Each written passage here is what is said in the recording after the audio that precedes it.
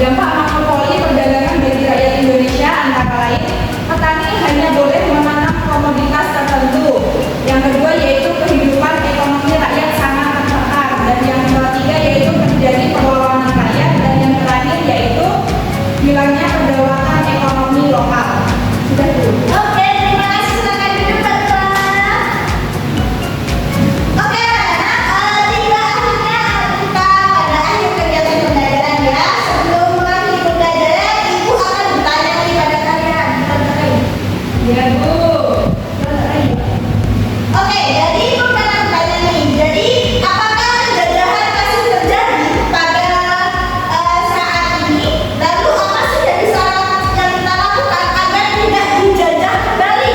Ayo, siapa yang bisa jawab? Saya, Bu. Oke, silakan Mbak Bella.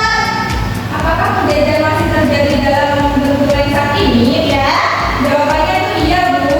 Penjajahan sekarang tidak selalu berupa perang atau kekuasaan langsung. Oke. Tapi bisa dalam bentuk penjajahan ekonomi, budaya, dan teknologi. Misalnya itu ketika negara kita terjadi bergantung pada produk luar negeri atau bukan dari negara lain. Itu bisa membuat kita seperti dijajah secara tidak langsung. Nah, terus apa yang bisa kita lakukan agar tidak dijajah? Ya, menurut ekonomi ya, Bu ya. Oh ya, boleh silakan ya. Nah, kita itu bisa mulai dengan mencintai dan menggunakan produk lokal. Misalnya itu mendukung UMKM serta belajar ekonomi dan teknologi supaya bangsa kita tidak terus bergantung pada negara lain. Nah, selain itu penting juga untuk hemat dan bijak mengelola uang supaya tidak mudah terjebak dalam hutang atau bergantungan. Oke, terima kasih Mbak Bella. Oke, sekarang coba perhatikan PPT yang Ibu tunjukkan ya. Ya, Bu. Jadi Ibu akan menyimpulkan kesimpulan dari kegiatan pembelajaran hari ini ya.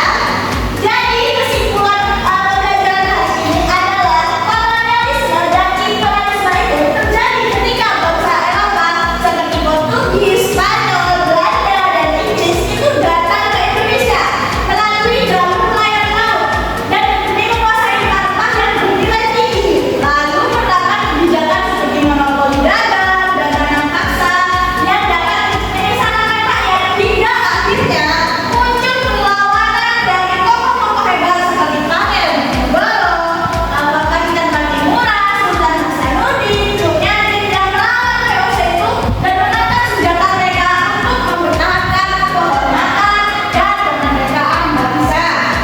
Oke, anak-anak, kegiatan pembelajaran hari ini telah selesai ya. Selanjutnya silakan kelas di ruangan meeting juga ya. Tolong untuk berdoa untuk kegiatan berikut hari ini ya. Ya, Bu. Sebelum Sebelum pembelajaran hari